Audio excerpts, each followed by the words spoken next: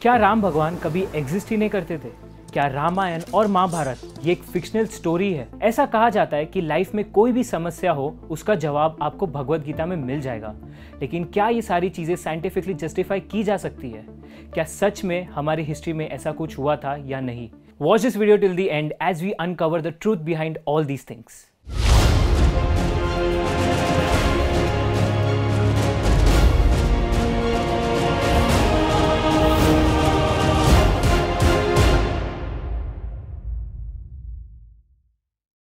चलो एक पल के लिए मान लेते हैं कि रामायण और महाभारत में लिखी सारी कहानियां सच है।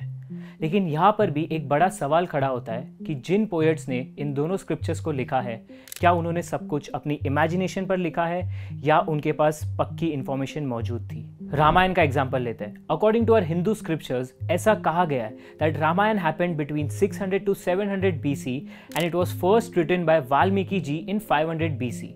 लेकिन अब सवाल ये पैदा होता है कि वाल्मीकि जी ने इतनी डिटेल में रामायण को कैसे लिखा? According to the scriptures it was Narad Muni, the messenger of God, जिन्होंने वाल्मीकि जी को रामायण की पूरी कहानी बताई एंड ही रोट इट। चलो एक पल के लिए मान लेते हैं कि नारद मुनि वाली कहानी सच है, लेकिन क्या वाल्मीकि जी ने एग्जैक्टली वही लिखा जो नारद मुनि ने उनसे कन्वे किया था? इसका जवाब yes, no, black and white जितना सिंपल नहीं है।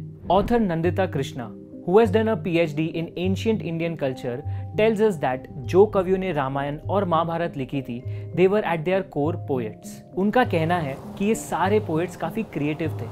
वो अपनी हर स्टोरी में क्रिएटिविटी ऐड करते और उसको रोमांटिसाइज करते ताकि वो रीडर्स के लिए काफ़ी अपीलिंग हो। She also claims that the same thing might have happened when Valmiki ji wrote Ramayan.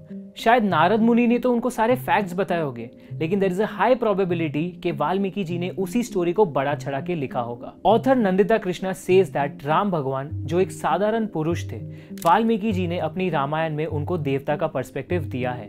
This was the difference between Narad munis actual facts और वाल्मीकि जी की कहानी। आपको ये जानकर काफी हैरानी होगी कि टिल डेट रामायण काफी फॉर्म्स में एग्जिस्ट करती है। फॉर एग्जाम्पल, वाल्मीकि जी की रामायण में राम भगवान ने रावण को हराया था, लेकिन according to the Jain Ramayan it is said कि राम भगवान अहिंसा में मानते थे, इसलिए लक्ष्मण ने रावण को हराया और लक्ष्मण और रावण दोनों नरक गए थे। खैर छोड़ो ये सब, चलो मान लेते कि पोएट्स ने काफी सारे इंसिडेंट्स बड़ा चढ़ा के लिखे हैं, लेकिन द रियल क्वेश्चन इज क्या ये सब कुछ सच में हुआ था या नहीं?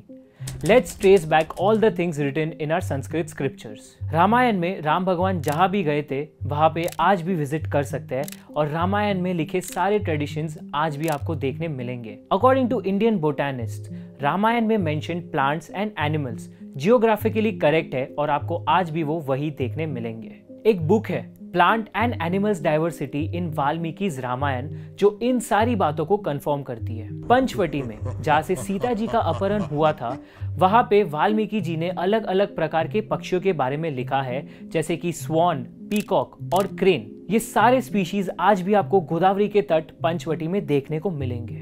अब आप ही सोचो, Ramayan was written around 100 to 500 BC, एक ऐसा समय जब ट्रांसपोर्टेशन ईजी नहीं था।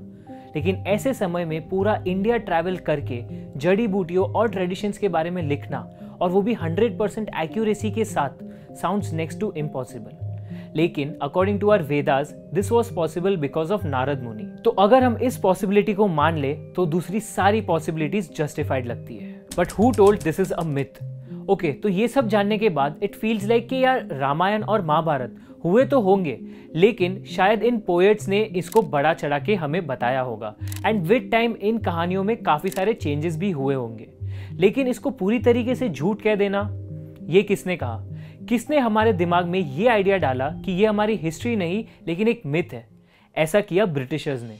ब्रिटिश ऑफिसर वॉरेन हेस्टिंग्स ने इंडिया को कैप्चर किया फॉर ईस्ट इंडिया कंपनी, लेकिन हिंदू कल्चर ने उनको ही कैप्चर कर दिया। और ये सिर्फ एक ऑफिसर की कहानी नहीं है, ऐसे कई सारे ऑफिसर्स थे who were fascinated by Indian morals and Indian history, लेकिन ये चीज ईस्ट इंडिया कंपनी को बिल्कुल पसंद नहीं था। Hence they termed this change in their officers as the brahminization of Englishman. और इसी सिचुएशन को कंट्रोल करने के लिए उन्होंने इंडियन हिस्ट्री और इंडियन कल्चर को डिस्क्रेडिट कर दिया। इन द ईयर 1813 उन्होंने लिखा हिस्ट्री ऑफ ब्रिटिश इंडिया, जिसमें ब्रिटिशर्स के पर्सपेक्टिव से इंडिया की हिस्ट्री लिखी गई और संस्कृत लिटरेचर को मिथिकल कह दिया गया। ये बुक ईस्ट इंडिया कॉलेज के सिलेबस की एक पार्ट थी जिसको पास करने के बाद ही ब्रिटिश ऑफिसर्स को इंडिया में अपॉइंट किया जाता। तो अब ब्रिटिश ऑफिसर्स का इंडियन कल्चर से इन्फ्लुएंस ऑलमोस्ट खत्म हो चुका था।